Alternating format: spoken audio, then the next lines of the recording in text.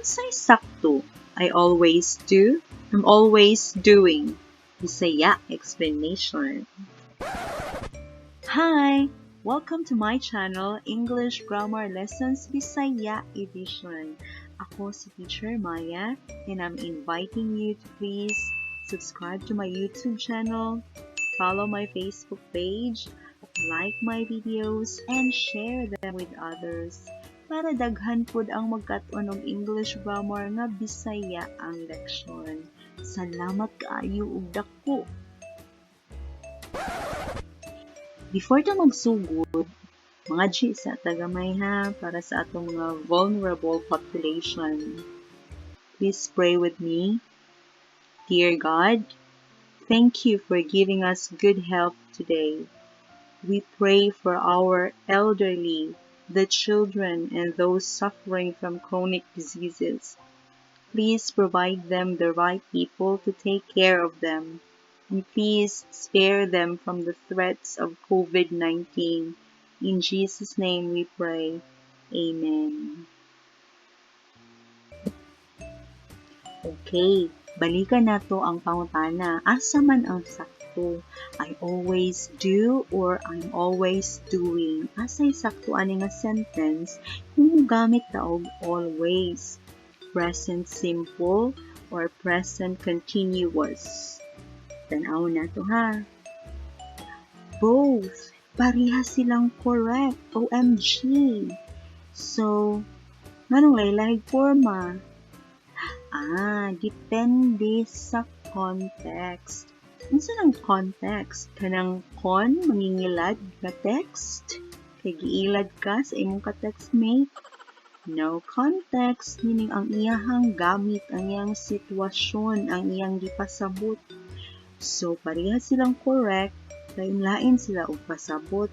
Unsa kay gipasabot ani nila nga murag mao-mao ra ning dagway na ra may kalahian gamay. Well, see, tan-awon na to. Sige. Unsa man ning always with present simple? Ay mo katingala ha, ano ang pangalan niya is present simple tense. Ang ubang mga libro, gamit ani is simple present, dili present simple. Parihara na sila, sakto. But in my lessons, gamitin ako ang present simple, kaya ang structure manggod sa tense of the verb, time and different forms niya. So time with different forms, time present, past, future, iyahang forms, simple, continuous, perfect, perfect continuous. So, para i-combine na sila, yung time of form, mahimong tense, present simple, present continuous, present perfect, present perfect continuous. So, para uniform sila, I will use this term, present simple. Pero parehara na sila itong simple present nga term sa ubang mga grammar book. Okay, trivia na siya sa present simple. Nga nang nag-una si present, wala nag-una si simple. Now, let's go back with always. Unsa pasabot sa sentence na present simple, unya naa si always. Meaning, the subject does it every time. Pero may kunong buhaton si subject sa sentence kung na I always. Let's check some examples. I always take a shower in the morning. Maligo ko kada buntag. Kada buntag siya, do'y palta. Ligo per me. Labi na kay igang sa Philippines. He always eats breakfast late in the morning. Late ka ni siya mamahaw. Tagdugay ni siya per me mamahaw. Kay dugay mo mata. More iyahang habit. Tagdugay lang siya mamahaw. Basin o panggabiin niyang trabaho. Dugay siya mata. Dugay siya mamahaw. She always sleeps late. Ang pauban rin sila nihi. Dugay matulog. So, dugay kay mo mata. Dugay mo paon. So, kung permi nila ginabuhat, niya, normal ra na siya nga sitwasyon, permi man na nilang ginabuhat, nga na dyan na sila. We use always in present simple tense. Now, tanaw na to sa present continuous. Present continuous, niya ang meaning atong ipasabot mo gamit tag always sa present continuous. Niya ang atong ipasabot kay permi na niyang gibuhat. I'm always taking a shower in the morning. Wrong na.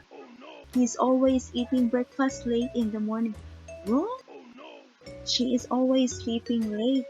Wrong. Ingon pareho na silang correct. Nanang ma-wrong. Depende sa context. Correct ang sentence structure. Correct ni siya. Di siya wrong grammar. I'm always taking a shower in the morning. Correct ang forma sa sentence. Subject, present continuous na verb. Forma, sakto. But in grammar, dili enough nga sakto ra ang forma. Dapat sakto pud ang meaning. So kung ang always imong gibutang sa present continuous, dapat ang meaning niya dili na kaning the subject does it every time. Lahi na siya og meaning para masakto ka. So sakto ang sentence pero wrong ang meaning mo na wrong na dili na ni mao ang sentence na dapat imong ipasabot. Present simple rin gamiton kung kani ang meaning.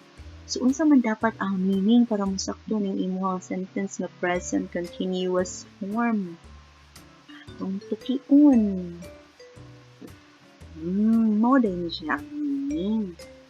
The subject does something very often. Always kunya, very often. So, dili na gid ingon nga 100% pero but kanunay lang more often than what the speaker thinks is normal or reasonable. So may pasabot di ani. Mugamit ko tawag always with present continuous kung ang imong nabantayan pero nilang buhaton sa subject. Unya murag dili na siya maayo, dili na normal, murag wa na ka nakauyon, dili na reasonable. Katong sa present simple, istorya lang ka nga permi niyang buhaton sa subject. Wa kay reklamo. Pero kaning sa always with kaning sa present continuous nga na always, murag naa na kay reklamo. Murag di na man normal da. Murag nasubrahan na. Sige na lang ha. Murag wa na kauyon. Murag ingon ana. Sige atong tanawon. O check na siya. You're always taking a shower. Our water bill has gone up. Saka na. Sige ra kag ligo. Arte kay ka ha. Sige ra kag ligo din ha. Suko na yung mama. Arte kay ka. Ligo ka sa buntag. Ligo ka sa hapon. Ligo ka sa gabi. Kay na kay uyab. Mo na siya. Murag. Wala pa o yun ani ha. Murag. Nasubrahan na ka. Di na ni normal. Mo na si always with present continuous. He is always eating breakfast late in the morning. Tell him to eat on time. Nairita na. Basta lang papa niya naka-observe sa iyong anak. Ay, sad, kung kayo ganito, pamahaw da. Hindi na namayo. Yung narago na siya, di namayo. Nanay na reklamo. Di wa na nakauyon. Pero na lang, pero naay pakapin. Pero na lang, wa na kakauyon. Well, di na normal, di na reasonably. Another. She is always sleeping late. Ganina, she always sleeps late. Wa kay laing nga meaning ato. Except sa permi na niya gibuhat. Wa kay reklamo ato. Okay ra ka ato, matulog. Tigdugay gid siya matulog. Pero kani, nanay reklamo gamay. She's always sleeping late. It's not good for her health. Mama po, direct lang. Badunga po na imuhang daga. Tugay kay na matulog. Pinamayo sa iyahang lawas. Ang iyahang pagkapirong ni, wa na ka nakauyon. So, gamiton nimo si always with present continuous structure kung yun ani nga meaning. Pero kung ang imong meaning kay normal lang, wala lang kay reklamo, para nimo is, ana lang siya. So, just use always with present simple. Information number among mga iro ay magkatingala ang mga iro na mga kay. Pag naay kay manglabay, mga awa-awa dahil muso kayo. Munang bagay ng pangalan nga Aspin, Pinoy na Pinoy. Mahilig sa chismis. Trivia lang. Now, let's compare. Ato i-compare. Duha ka structure. We always watch TV in the evening. It's our bonding time at home. Ano ang permit TV sa gabi? Banding-banding na mo. But my sister is always watching TV in the evening. She doesn't have time to study her lessons anymore. Kanya reklamo na ako mangkat siguro yung tanaw o TV. Wala yun ituon. Wala daw ka o yun anida. Huwag di na ni maayo. Then you use always in present continuous form. Ano siya? Kung nag-wonder mo, saan yung forma sa present simple o present continuous, watch lang ninyo ang previous na kong video kay na dito ako nag-discuss ang sa forma nila. Ha? Pero puro na to active voice. Wala'y passive. Kailangan mo forma ang passive niya. Broad po siya nga lection. So, magtagin-taglain na video para diyan na. Intermission number na po itong intermission sa mga ero. Let's continue. Let's compare some more. I always play a mobile game whenever I'm bored. Normal siya. Lain ko, magduwa-duwa naman kong mobile game. Duwa rin ko per mobile game. Basta lain ko. Normal. Why nireklamo? Wa ka nireklamo. But, you are always playing a mobile game. You don't even help in the house anymore. Reklamo na yung mama. Ikaw, super proud pa ka. Basta lain ko, duwa rin kong mobile game. Pero medyo ko na. Pero nireklamo na yung mama. Ikaw, sige na kagduwa og mobile game. Wala siya kita pagtabang diri sa balay. That's the difference. Kung imong gamiton ang always sa present simple kung sa present continuous. Let's compare some more. I always call my boyfriend to say goodnight. Proud ka kang girlfriend. Ka-care mo. Manawag siya ko ba sa akong boyfriend para mo say goodnight. Kay, kasi di siya katulog. Di ko kaingon niya o good night. Ngawin siya na ako. Kunya dahito, si boyfriend, niingon, my girlfriend is always calling me at night. Her calls interrupt my games. Ara, nireklamo na dahil si boyfriend. Kay, nagsige siya duwag Mobile Legend. Iya, di good siya ba ka-stop. Punta nagduwa. Kunya kay manawag man si girlfriend. So, na-stop ay duwa patay iyahang tutuan. Patay ang game. Muna nga, na-irritate na siya. So, muna siya ang iyahang difference. Reklamo na dahil si boyfriend kasi tawag. Wala ko yun aning akong girlfriend kasi panawag disturb ko. Yes, girlfriend's so proud. Your example, Remy. Wata kay ba og naigo? How much have you learned? Let's see. Which form of the verb is suitable for always in the following sentences? My brother is never satisfied. He always complains or is always complaining. This is sakto. Sige daw, answer din. Manakag-answer? Okay, atong i-check. Correct. Correct ka. My brother is never satisfied. He is always complaining. Reklam. Tigit na siya matagbaw. Di ba kung mayroon ka, di na siya matagbaw. Nadyo kayo reklamo gamay, di ba? Nadyo, di man siya normal. Kaya di matagbaw. Nadyo kayo reklamo sa iyahang pagkadili katagbaw, why katagbawan. So, nireklamo po ka. You're always, i-complain na po ka. So, he is always complaining. Kaya mo, di naman ni normal. Sige naman siya. Reklamo. Next. I so envy you. You always find or are always finding time to exercise. Suya kay kunin mo. That should go on time para maka-exercise. What is that? Isa yung pasabot ni Ana. Normal Or dili normal, reklamo na ka nga. That's your time. See daw. Let's check your answer. You always find. Wala man ka nireklamo, ni-appreciate pa ganit ka. Di man na siya ingon nga unreasonable. It's very reasonable. It's normal for her. Nasuya ganit ka.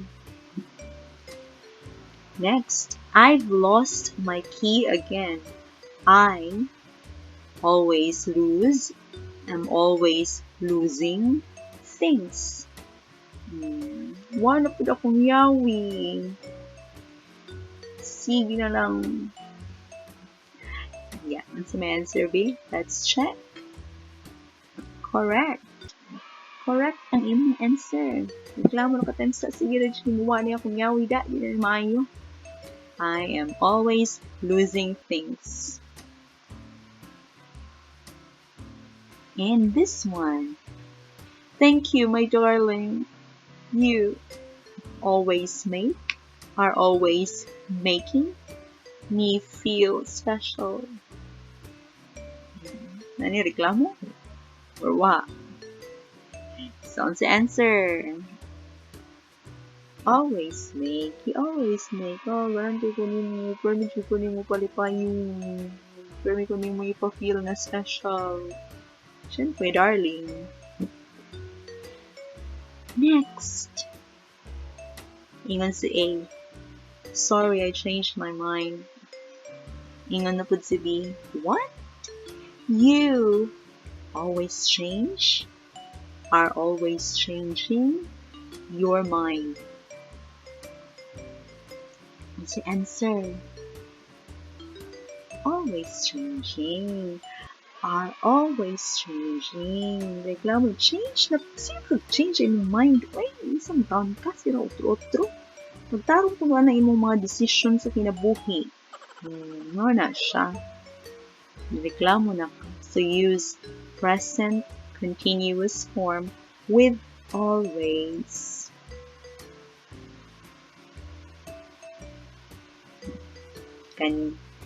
Yun na po si A. Why didn't you greet Mom? It's her birthday today. Yun po si B.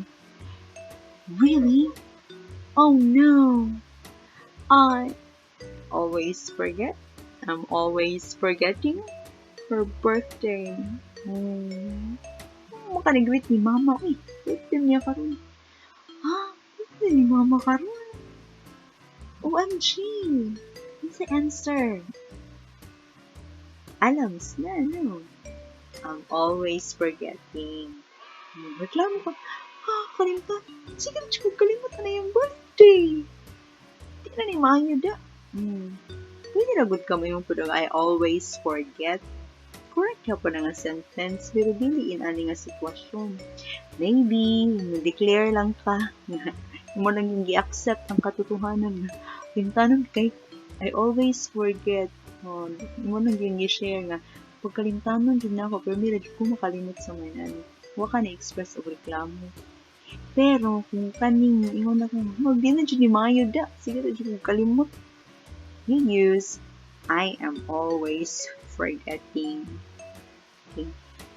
So, I hope nasabtan ninyo ang sikalahian no, aning I always do ug I'm always doing na structure sa verb present simple with always and present continuous with always. Kung unsa ang ilahang mga meaning, kay pareha silang sakto, pero lahi-lahi sila og gipasabot. Kung maghimo kag sentence, pareha silang correct. Pero kung ang imong gipasabot na bali, dili na siya correct. So, I always do, pasabot diyan na, kung always with present simple, pero mina nimong gibuhat, o normal ra na siya nga butang, nga pero nimong gibuhat, wala kay reklamo, walay ni reklamo. Ang pasabot lang is, pero min kinanggi buhat sa usa ka tawo. Pero kung I'm always doing, na siya'y additional na meaning, pero may gibuhat, unya, wa na ka nakauyon ang speaker ang naghimo sa sentence naanay wa na mauyuni nganong sige buhat na nga butang. Di na normal, di na reasonable. Naana kay reklamo sa sige niya nga gibuhat. Mo na si always doing. So, I hope nasabtan and kaning tanan nga kung gi-discuss ng concept based rin sa libro ni Murphy nga English Grammar News 2004 edition from Cambridge University Press. Daghan kaayong salamat sa inyong pagpaminaw. I hope nga naamoy na learn sa ato ang leksyon karon nga Bisaya. Until next time, bye-bye!